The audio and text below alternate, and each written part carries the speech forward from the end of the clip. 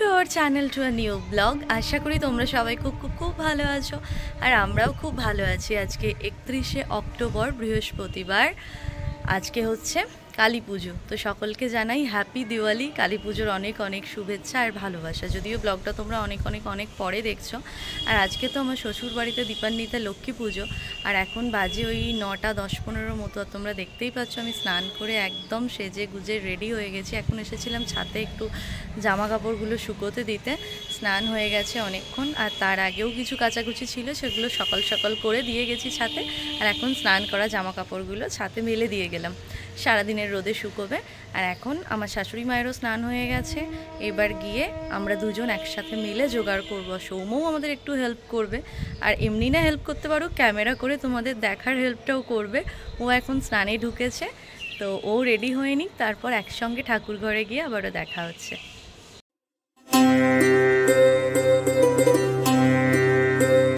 এই যে এসে বসেছে। আমাদের পুরোহিতের নাম ভোম্বল, আর এও একটা ভোম্বল নাকি।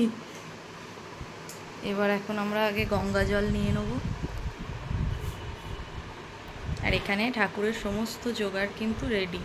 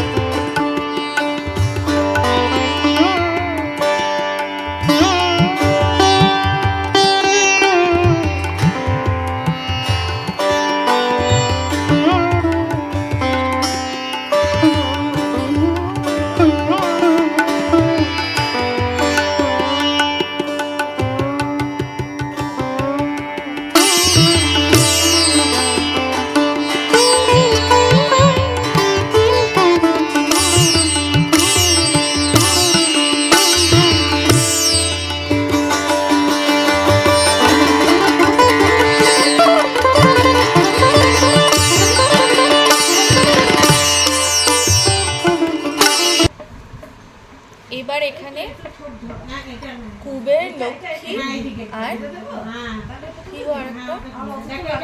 নারায়ণ। হ্যাঁ দেখেছো, আমার নারায়ণ বলে দিল যে নারায়ণ, এই হলো আমার নারায়ণ। তো সেগুলো বানাবো, তার জন্য চালের গুঁড়িটা গঙ্গার জল দিয়ে মেখে নিচ্ছি। আর এখানে চলে এসেছে এখন রাঙিনী আর আমার শাশুড়ি। এটাতে আর একটু জল দাও না, এই ঘুটিটাতে। হ্যাঁ তো এটাকে ভালোভাবে ময়দার মতন করে মেখে নেবো, তারপর এটাতে শ্রী করার যে কালারগুলো হয় ওই কালারগুলো অ্যাড করে করে পুতুলগুলো বানাবো। পুতুল বলে ফেলছি, পুতুল নয়, নারায়ণ, কুবের আর লক্ষ্মী। লক্ষ্মী।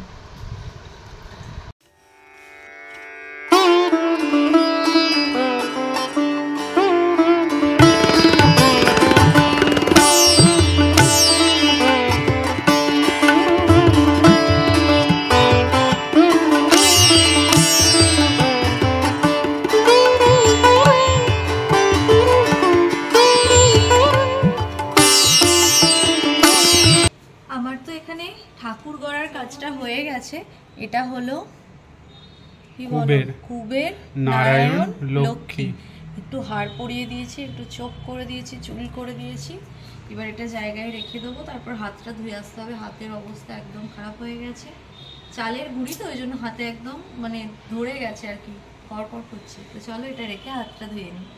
ঘড়িতে তো এখন 12টা বাজতে 5, আর আমাদের মোটামুটি যা জোগাড় হয়ে গেছে, শুধু ফলটা কাটা হয়নি। আমাদের পুরোহিত আসবে 2:30-এর সময়, তো যেহেতু অতটা দেরিতে আসবে তাই এখন থেকে ফলটা কেটে রাখলে ফলটার কালারগুলো চেঞ্জ হয়ে যাবে। তাই একটু পরে 1 ঘন্টার এখন আমাদের ব্রেক, তারপর ফল কাটা হবে। আর সৌম্য এখন যাচ্ছে দুপুরে খাওয়ার নিরামিষ আর কি মিষ্টির দোকান থেকে কচুরি তরকারি আনতে। তো আমি ভাবলাম কি করব বাড়িতে বসে থেকে, তো আমি ওর সঙ্গে একটু চলে যাই। তাই এখন আমরা দুজন বেরোচ্ছি দুপুরের খাবার আনতে। চলো।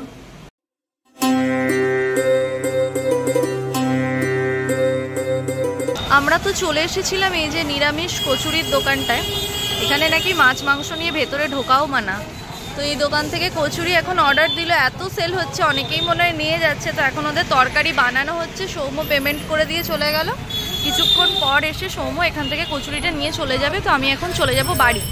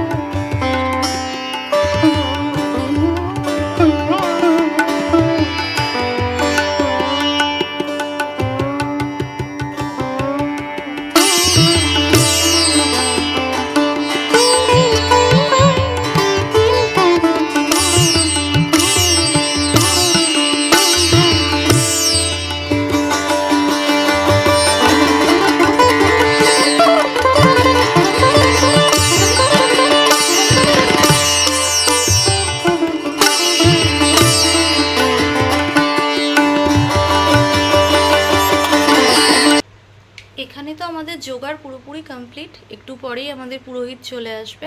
তো এইভাবে এখানে ধানের লক্ষ্মী পাতা হয়। এটা নিয়ে 2য় বছর আমি লক্ষ্মী পাতলাম।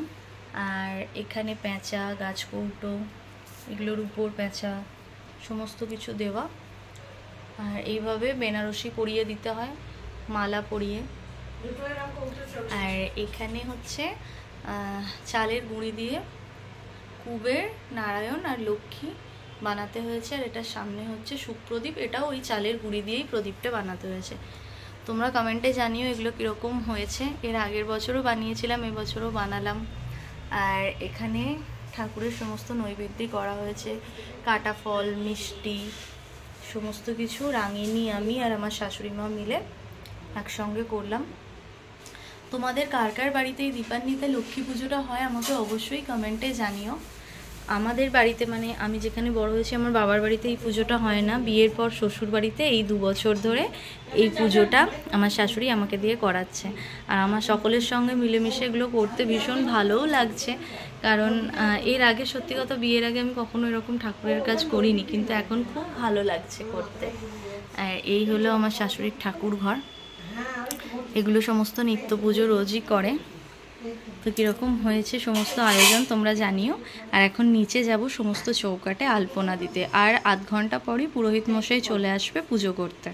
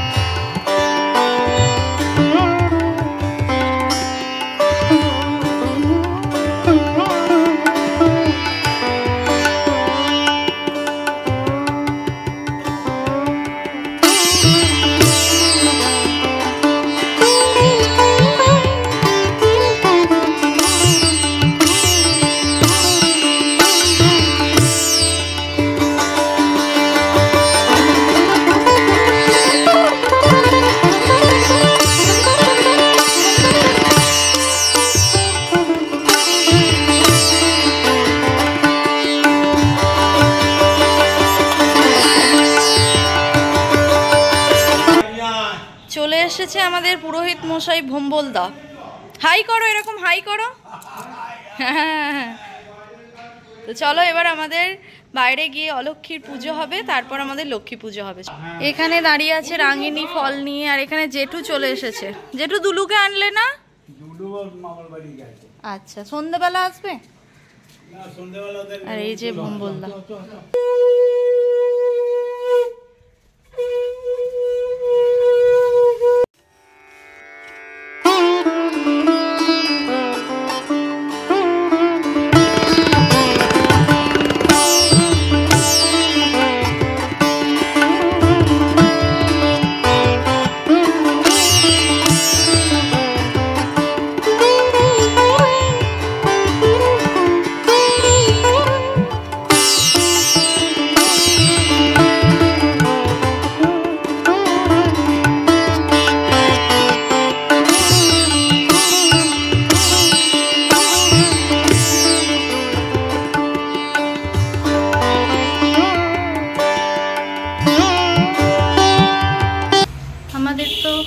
অলক্ষ্মী বিদায় হয়ে গেল, এবার আমরা সবাই লাইন দিয়ে ঢুকছি বাড়ি। এবার হবে লক্ষ্মী পুজো। আর এখানেও আজকে লক্ষ্মী পুজো হবে, ওই জন্য এখানে কালী পুজো হবে। আচ্ছা, ওই জন্য আলপনা দিচ্ছে, দেখো কত সুন্দর করে। চলো। আর তোমরা কি একটা জিনিস লক্ষ্য করেছো, আমার শাশুড়ি আর রাগিনী দুজনে যে শাড়িটা পরেছে, ওই দুটো শাড়ি কিন্তু পুজোতে আমি আর সৌম্য যেগুলো দিয়েছিলাম, তোমরা দেখেছো? দেখো রাগিনী বলছে খুব ভালো হয়েছে।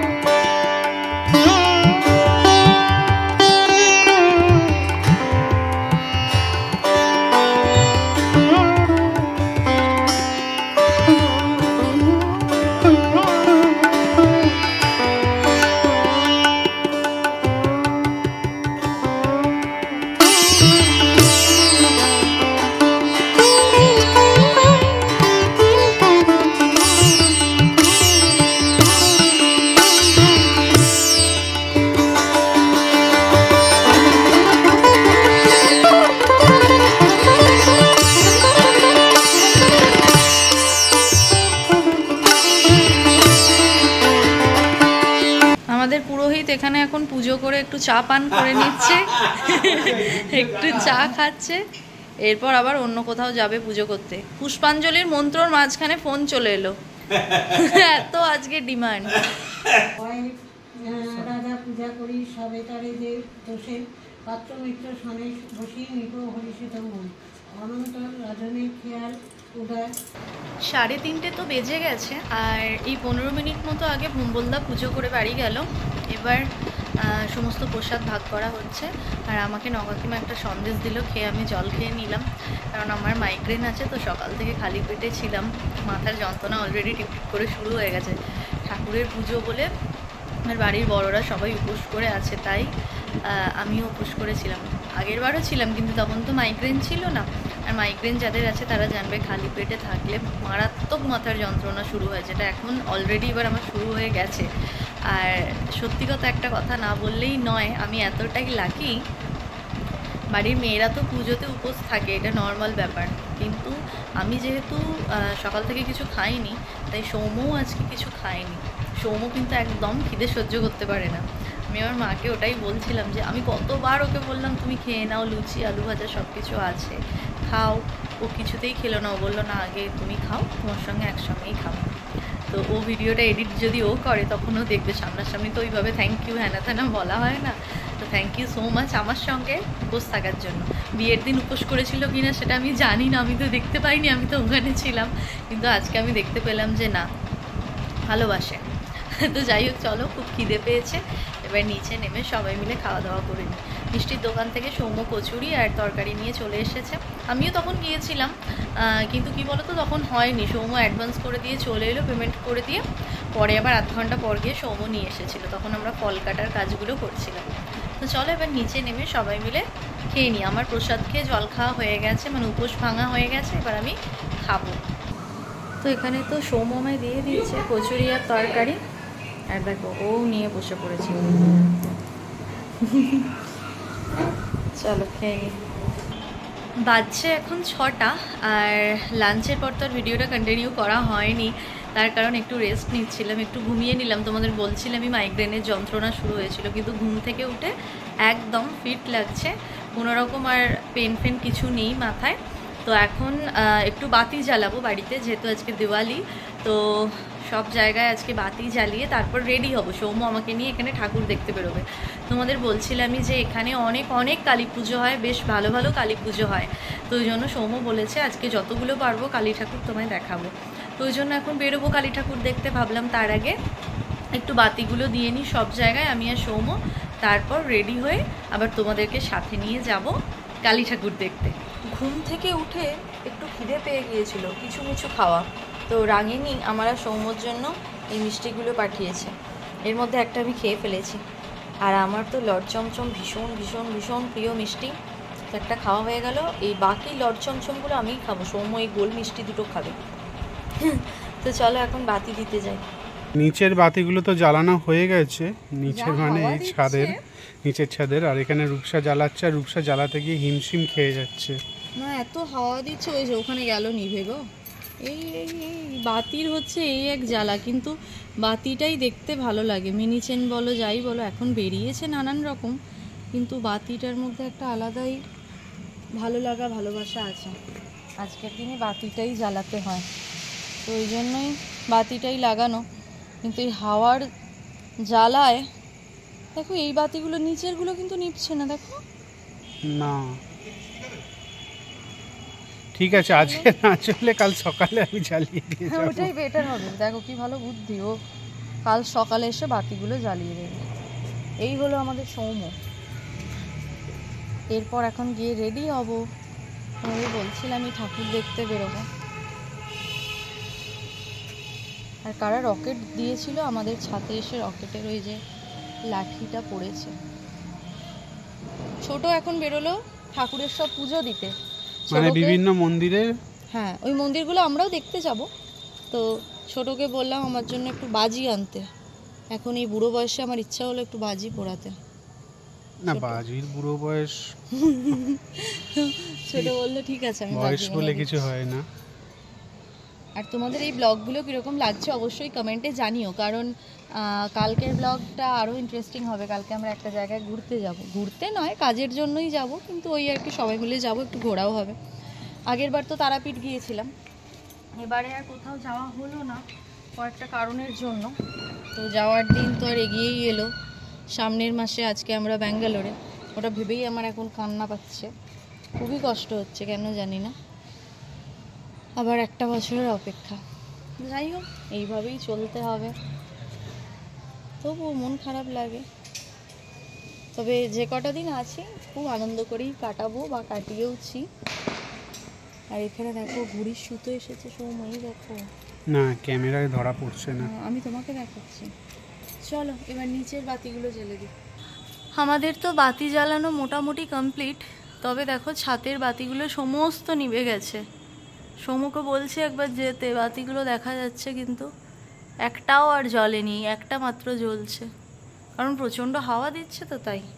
আর এখানে তুলসী তলাতেও দিয়ে দিলাম, যেখানে জল পড়েছে।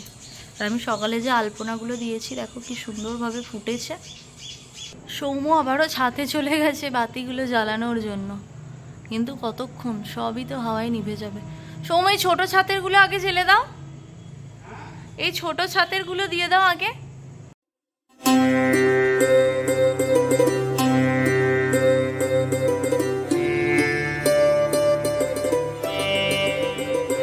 এখন 8টা বেজে গেছে আর এই জাস্ট রেডি হলাম, মানে কিছুতেই বাড়ি থেকে বেরোতে ভালো লাগছে না, এত গরম এত গরম, এসি চালিয়ে বসে আছি, মনে হচ্ছে না আর ঘর থেকে বেরোই। আর কিছুক্ষণ আগে মা আর দিদি ফোন করেছিল, বললো জৌগ্রামে নাকি বিকেলবেলা ভালো বৃষ্টি হয়ে গেছে, আর এদিকে তো বৃষ্টি হয়নি, খুবই গরম। আর আমি রেডি হয়ে নিয়েছি। আমি কিন্তু কালী পুজোতেও আজকে নতুন জামা পরেছি, এটা ম্যাক্স থেকে সৌম্য কিনে দিয়েছিল দুর্গাপুজো, এটা পরা হয়নি। ভীষণ সুন্দর এই কুর্তিটা, মানে পুরোটাই ব্ল্যাক, জাস্ট এই ফ্রন্টটাতে এরকম সিকোয়েন্সের কাজ আছে, খুব পছন্দের এটা আমার। তো এটা আমি এখানে রেখে যেতেও পারি, এবার নিয়ে চলে যেতেও পারি। সৌম্য নতুন কিছু ওর নেই, ওরও আছে, ওকে দিইনি, ও এত ঘামছে, ওর জিনিসগুলো কাচতে কাচতে আমি শেষ হয়ে যাচ্ছি। রেগুলার ওর জামা প্যান্ট কেচে আমাকে, মানে এক সেট বাইরে পরার কাচতে হচ্ছে, বাড়িরটা তো রেগুলার স্নান করার সময় কেচে দিই। তো এত কাচাকুচি, আমি জন্য বললাম তুমি এটাই পরো, এটাই এগুলো কাচতে সুবিধা, নরম। তবে জিন্সটা যা নোংরা করছে। যাই হোক চলো বেরিয়ে যাই এখন, আমাদের দুজনকে কীরকম লাগছে অবশ্যই কমেন্টে জানিও। তো চলো বেরিয়ে দেখা হচ্ছে। ছোট এখানে আমার জন্য রং মশাল এনে দিয়ে গেছে, কিন্তু আমরা তো এখন বেরোবো, তাই আজকে এখন আর পোড়ানো হবে বলে মনে হয় না, ফিরে দেখবো। আর না হলে এগুলো কাল সৌম্য রোদে দেবে, তারপর কালকে এগুলো পোড়াবো। আর বাইরে প্রচুর বাজি ফাটাচ্ছে, প্রচুর আওয়াজ আসছে। তো চলো আমরা এবার বেরিয়ে পড়ি। এই বেদিটাতে তো আগে কালী পুজো হতো, এটা হচ্ছে আমার শ্বশুরদের এক কাকা হয়, মানে জ্ঞাতি বলেন, ওই জ্ঞাতি। তো এই বেদিটায় আগে প্যান্ডেল করে বড় করে পুজো হতো, তো এখন ঘরে ছোট করে পুজো হয়। তো ওই জন্য এই বেদিটায় দেখো আজকে সুন্দর করে আলপনা দিয়েছে, আর এখানে পুজো হয়েছে কিন্তু ঠাকুরটা ঘরে রাখা আছে, আর এখানে বাতি জ্বালিয়ে দিয়েছে।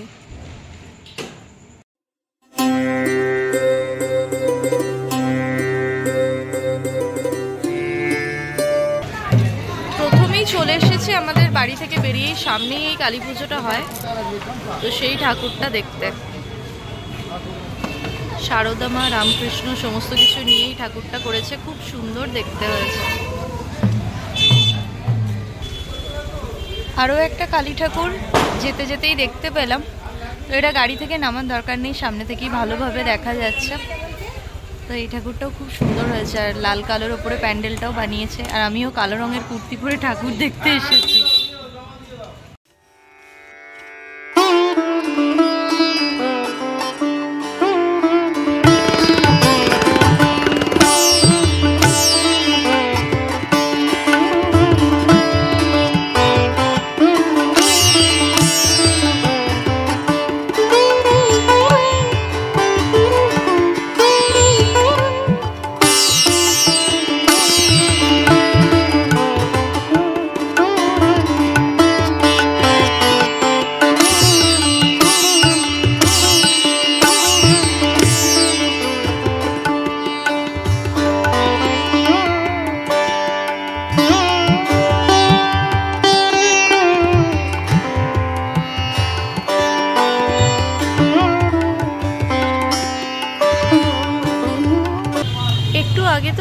দেখলাম শ্রীরামপুর মহিলা থানার কালীটা, আর এখন চলে এসেছি শ্রীরামপুর 3 নম্বর ঘাটের কালী ঠাকুরটা দেখতে।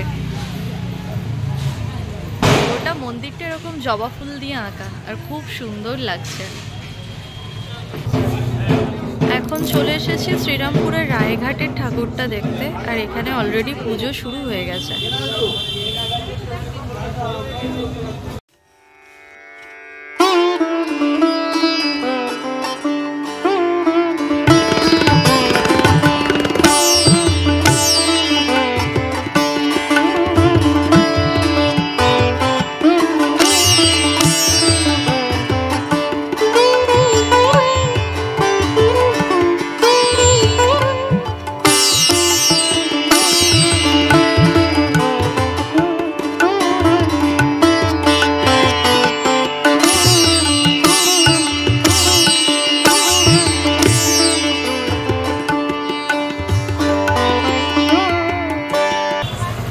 অনেকক্ষণ হলো বেরিয়েছি, ঠাকুর দেখছি, কিন্তু ঠাকুর দেখতে বেরিয়ে রাস্তায় ফুচকা খাবো না, এটা হতে পারে না।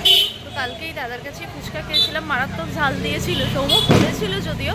তারপর ফুচকা খেয়ে মিষ্টির দোকান থেকে জল কিনে খেয়ে তারপর ঝাল কমেছিল। তো আজকে জলের বোতল নিয়েই এসেছি, তবে একটু কম ঝাল দিয়ে আজকে খাবো। এই দাদার কাছে এখন লম্বা লাইন, চলো ফুচকাটা খাই এবার। আমরা তো এখন চলে এসেছি সিদ্ধেশ্বরী তলায়, আর এখানে পুজো দেওয়ার লাইনটা দেখো কত বড়, প্রচুর বড় লাইন পড়েছে। এটা শ্রীরামপুরে একটা নামকরা কালী পুজো, মানে কালী বাড়ি বলা চলে, মন্দির আমি ঠিক জানি না, অনেকগুলোই বলে দিলাম। কি এটা মন্দিরই তো? মন্দির, হ্যাঁ। ভীষণ সুন্দর মায়ের মূর্তিটা, দেখাতে পারলাম না।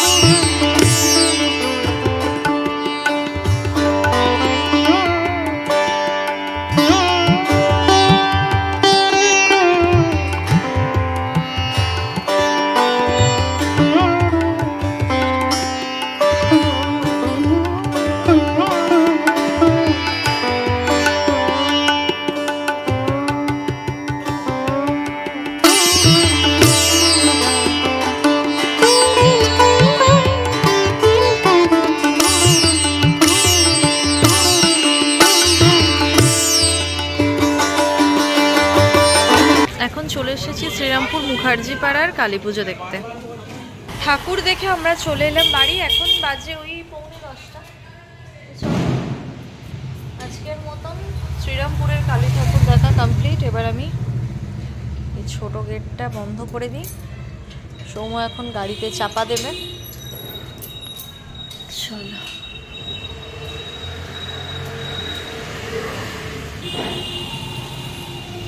রাঙাদের মিনি চেন আজকেও জ্বলছে।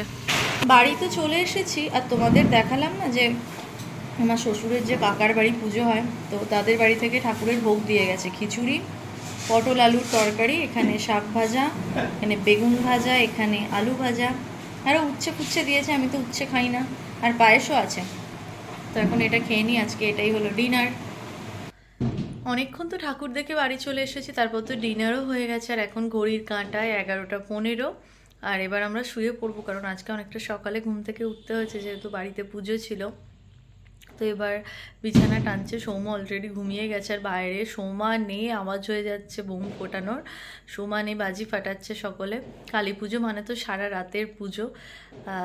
তো কে কীরকমভাবে কালী পুজোয় আনন্দ করেছো অবশ্যই কমেন্টে জানিও, যদিও ব্লগটা তোমরা অনেক পরে দেখছো, তবুও কীরকম আনন্দ করেছিলে অবশ্যই কমেন্টে জানিও। আর আমাদের সঙ্গে ঘুরে ঠাকুরগুলো দেখতে তোমাদের কীরকম লাগলো সেটাও কমেন্টে জানিও। আর আজকে যে আমি মানে জোগাড় করলাম, নিজের বাড়িতে পুজো করলাম, সেটা কীরকম লাগলো সেটাও জানিও। এর আগের যারা আমার পুরনো ভিউয়ার্স আছে তারা আগের বছরও দেখেছো যে আমার শ্বশুরবাড়িতে দীপান্বিতা লক্ষ্মী পুজোটা হয়। আর আমি এই প্রথম নয়, এটা দ্বিতীয় বছর, মানে বিয়ের পর এইভাবে আর কি ঠাকুরের কাজ করছি। সমস্তটাই আমার শাশুড়ি আমাকে শিখিয়ে দিচ্ছে। তো কীরকম লাগলো বা এই পারিবারিক ব্লগগুলো তোমাদের কীরকম লাগছে অবশ্যই জানিও। কিছুদিনের মধ্যেই তো ফিরে যাব, তারপর আবার সেই ওখানকার সংসার। আমি আর সৌম্যই দুজন ছাড়া খুব একটা বাইরের মুখ তোমরা দেখতে পাও না। এখানে বাড়িতে সকলের সঙ্গে দিনগুলো আমাদেরও ভালো কাটছে, হোপফুলি তোমাদেরও ব্লগগুলো দেখতে ভালো লাগছে।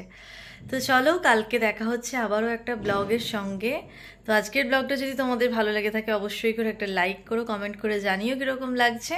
আর আমার চ্যানেলে নতুন হয়ে থাকলে বা যদি এখনও না আমার চ্যানেলটা সাবস্ক্রাইব করে থাকো তাহলে প্লিজ আমার চ্যানেলটাকে তাড়াতাড়ি সাবস্ক্রাইব করে দাও। আর আমার ফ্যামিলি মেম্বার হয়ে যাও নিত্য নতুন ব্লগ দেখার জন্য। যারা ফেসবুক পেজ থেকে আমার ভিডিওটা দেখছো তারা প্লিজ পেজটাকে লাইক ফলো করে দিও। আর কালকে দেখা হচ্ছে খুব ইন্টারেস্টিং একটা ব্লগে। কালকে আমরা সবাই মিলে যাব একটা জায়গায়, কাজের জন্যই, কিন্তু একটু ঘোরাঘুরিও হবে তার সঙ্গে। তাই কালকের ব্লগটা দেখতে হলে স্টে টিউনড। আজকের মতন গুড নাইট, টাটা।